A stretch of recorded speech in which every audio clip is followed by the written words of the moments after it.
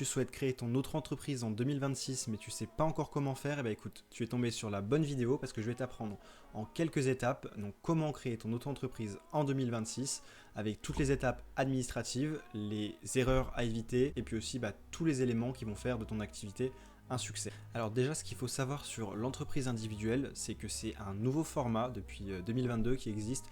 Donc avant on appelait ça la micro-entreprise, maintenant c'est plutôt l'entreprise individuelle qui en fait est une micro-entreprise. Donc l'auto-entreprise, elle va surtout dépendre de votre activité, mais si vous êtes indépendant, prestataire de services, e-commerçant, c'est un statut qui va tout à fait vous correspondre parce que non seulement les charges sont moins élevées, vous êtes à 26,1% selon si c'est de la prestation de service ou de la prestation commerciale et artisanale, et surtout si vous déclarez 0 € de chiffre d'affaires, vous allez payer 0 €.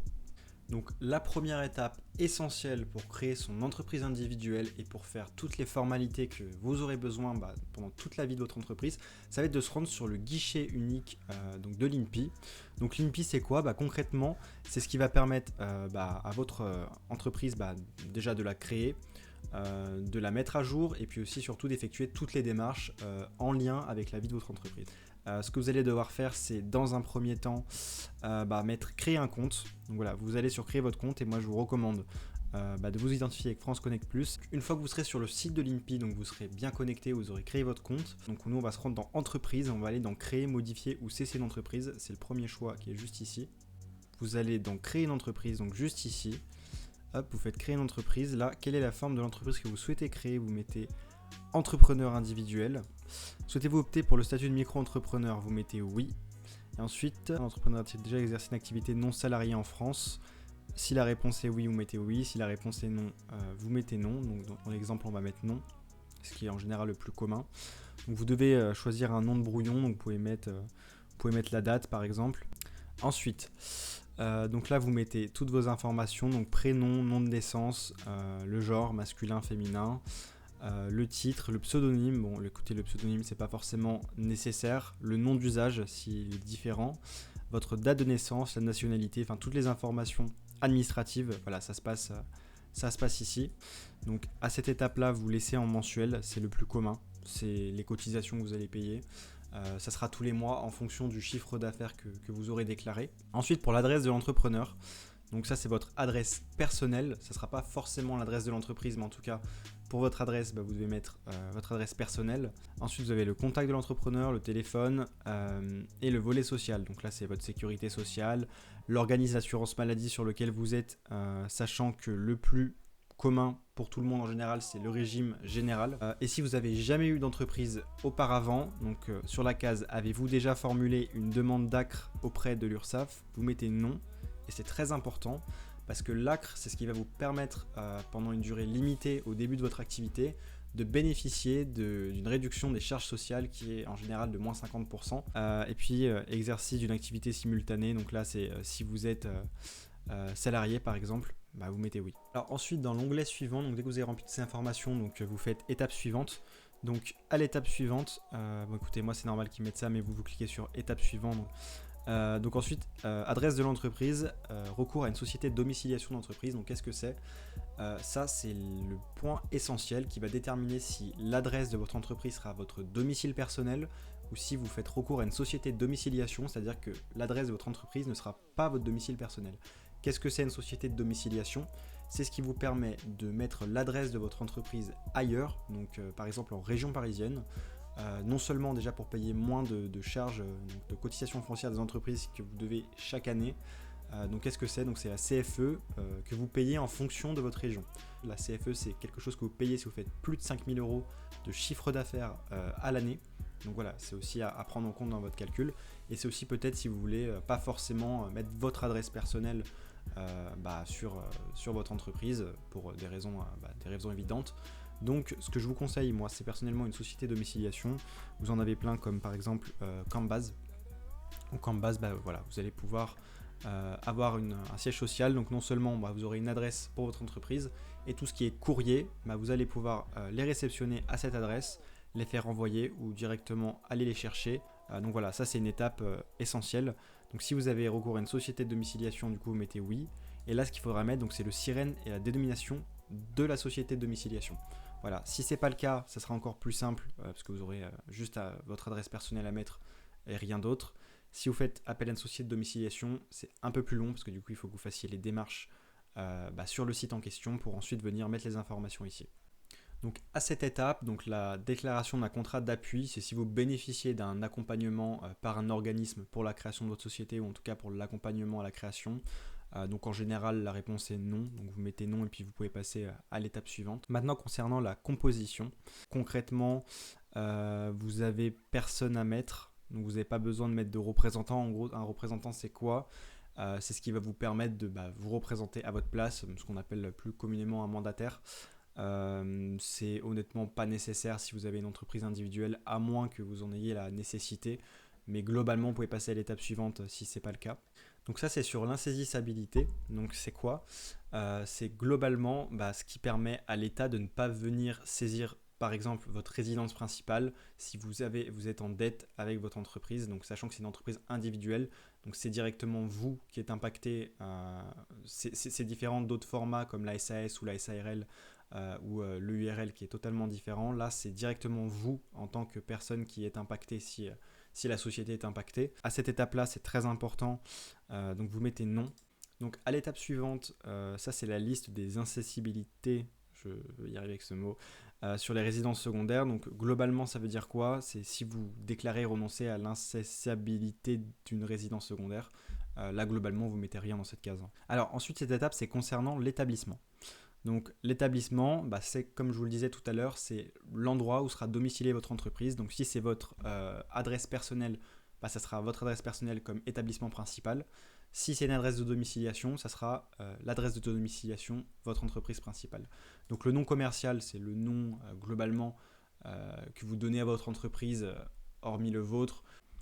Donc là, vous mettez l'adresse de votre établissement. Donc si c'est une société de domiciliation, vous mettez l'adresse que vous avez achetée. Sinon, vous mettez directement votre adresse à vous.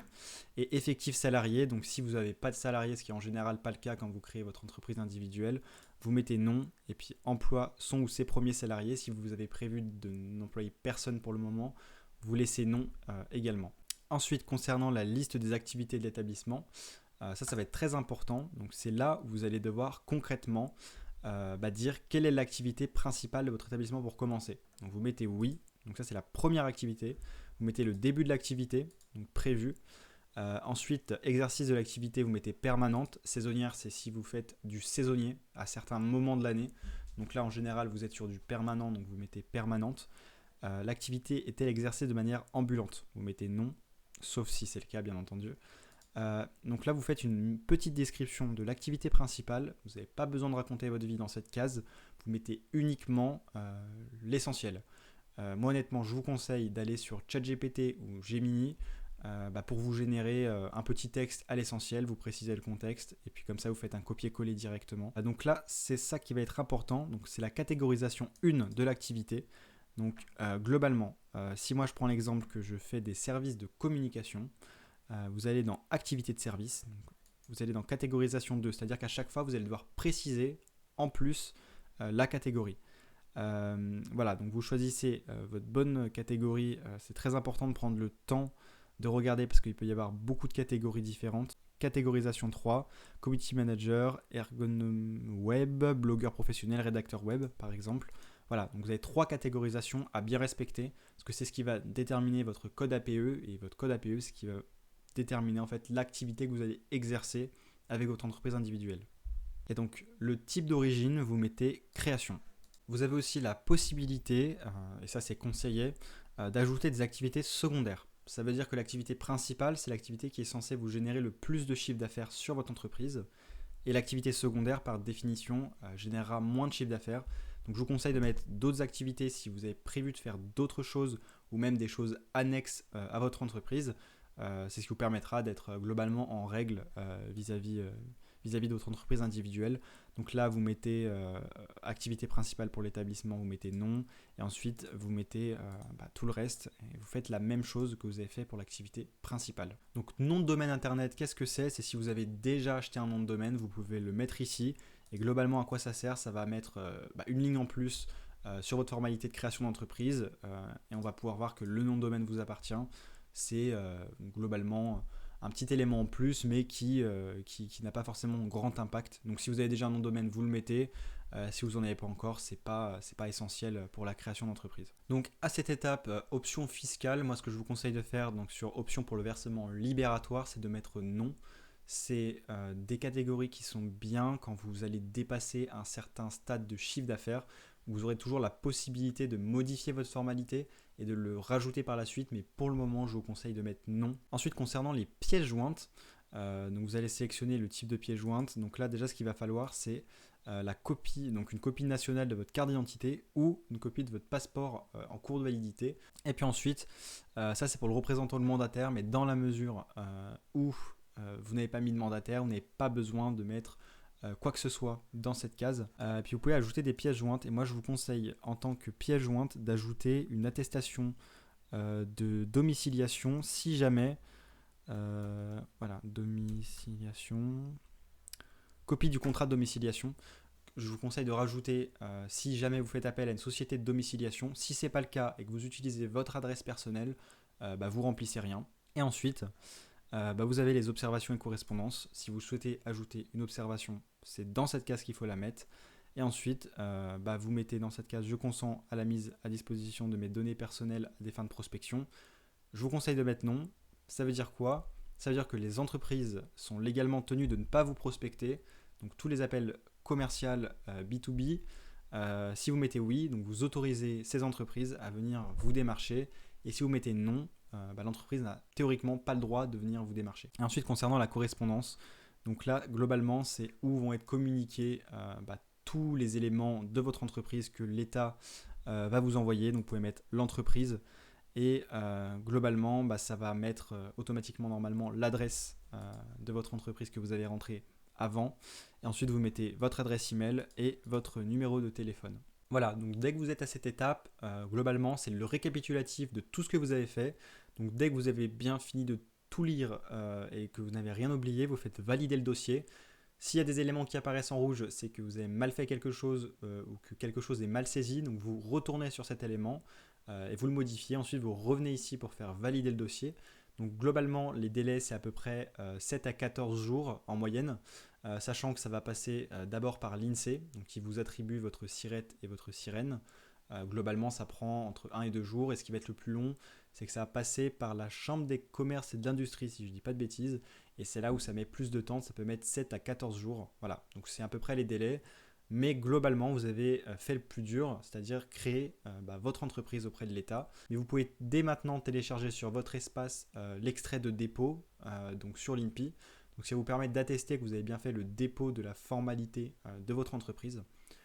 Mais voilà, vous avez déjà fait le plus dur. Donc maintenant que vous avez fait le plus dur, il reste une étape essentielle qui va être les petites formalités autres que celles officielles, notamment le compte bancaire, l'assurance, si vous souhaitez avoir une assurance, et votre présence en ligne. C'est les 3 éléments essentiels quand vous créez votre activité et je vais vous les présenter en moins de 5 minutes. Alors je vous conseille de rester jusqu'au bout, sachant qu'à la fin, vous aurez également un bonus que je vous mettrai en description et que je vais vous expliquer, qui va vous permettre de globalement de lancer votre activité plus rapidement et plus sereinement. Donc maintenant, il nous reste 3 éléments essentiels. On va déjà commencer par le compte en banque. Donc, alors, ce qu'il faut savoir sur le compte en banque quand vous êtes en entreprise individuelle, c'est que vous pouvez avoir votre compte personnel. Ça veut dire que vous pouvez utiliser votre compte personnel pour réceptionner l'argent de votre entreprise individuelle, donc votre chiffre d'affaires. Mais vous pouvez le faire jusqu'à 10 000 euros. Si vous dépassez le seuil des 10 000 euros, vous devez obligatoirement avoir un compte professionnel. Donc moi je vous conseille dès le premier euro d'avoir un compte professionnel pour ne pas vous mélanger les pinceaux entre votre argent personnel et votre argent de votre entreprise individuelle. Donc moi la solution que je peux vous conseiller c'est Conto. Ils sont spécialisés dans le B2B, donc que ce soit pour les indépendants, pour les SAS, les SARL. Conto c'est un indispensable pour le secteur bancaire. Après vous en avez d'autres, vous avez aussi Revolut Business par exemple. Vous avez Revolut Pro qui est directement intégré à Revolut. Alors voilà, vous avez plein de néobanques et moi je vous conseille plus de partir sur des néobanques qui sont beaucoup plus complètes pour votre entreprise que des banques traditionnelles. Donc voilà, les tarifs commencent à partir de 9 euros hors taxe, qui vous fait à peu près 11 euros par mois en TTC. Ensuite, la deuxième chose que je vais vous conseiller, c'est une assurance professionnelle. Donc, globalement, c'est quoi ? c'est ce qui va vous permettre de vous protéger. Parce que déjà que vous êtes beaucoup exposé en tant qu'entreprise individuelle, l'assurance, c'est ce qui va vous permettre de vous protéger votre activité. Et globalement, on a des prestataires comme Horus qui permettent en quelques secondes, en quelques minutes, d'avoir un devis. Vous êtes en général sur une 15 à vingtaine d'euros par mois pour une assurance professionnelle, ce qui est largement raisonnable sur les premiers prix. Un troisième indispensable selon moi, c'est votre présence en ligne. Donc que vous ayez un site internet, même au début de votre activité justement, pour vous mettre en avant, pour vous démarquer de la concurrence et puis surtout pour vendre. Parce que si vous n'avez pas de site internet, globalement, vous allez avoir du mal à vendre, surtout au début quand vous êtes une jeune entreprise. Donc moi, ce que je vais vous conseiller là, c'est l'agence Bliz, qui est une agence que j'ai fondée il y a maintenant 3 ans. En fait, on vous accompagne sur la création de sites internet sur un modèle assez différent, c'est-à-dire que nous, on propose des abonnements. Et nous, on vient vous proposer un abonnement qui vous coûtera que quelques dizaines d'euros par mois. Globalement, c'est ce qui vous permet d'avoir un site pour pas cher, rapidement et de manière efficace. Et si vous allez dans la description, vous allez retrouver une offre qui va non seulement vous offrir tous les frais de création qu'on facture 200 euros à nos clients, et vous allez aussi avoir une offre qui va vous faire votre site à 29 euros par mois et à vie à la place de 49 euros comme vous pouvez le voir sur le site. Et alors ça, c'est mon petit dernier bonus, donc je vais vous mettre le lien dans la description de la vidéo, donc qui va vous permettre d'obtenir un book gratuit et totalement offert, donc qui va vous permettre concrètement d'avoir 6 modules déjà sur tout ce qui va être SEO, donc c'est-à-dire vous faire voir en local votre identité, tout ce qu'il faut savoir sur l'UX et l'UI mobile, le cadre légal, l'automatisation de votre business et puis surtout l'e-réputation qui est le plus important. Donc vous retrouverez tout ça dans la description et donc ce book est totalement offert, donc c'est une version 2026 qui va vous donner tous les essentiels pour créer votre entreprise, en tout cas pour le après création d'entreprise. J'espère que cette vidéo pour la création de votre entreprise vous aura aidé. Et puis écoutez, si vous avez d'autres questions, je vous laisse dans l'espace commentaire les poser, puis j'y répondrai le plus tôt possible. Et puis ensuite, si vous avez d'autres questions sur d'autres sujets en lien avec la création de votre entreprise ou en lien avec votre activité en ligne, écoutez, je me ferai un plaisir de répondre à toutes vos questions, que ce soit sur Instagram ou que ce soit dans la description. Et puis sur ce, écoutez, je vous dis à très bientôt.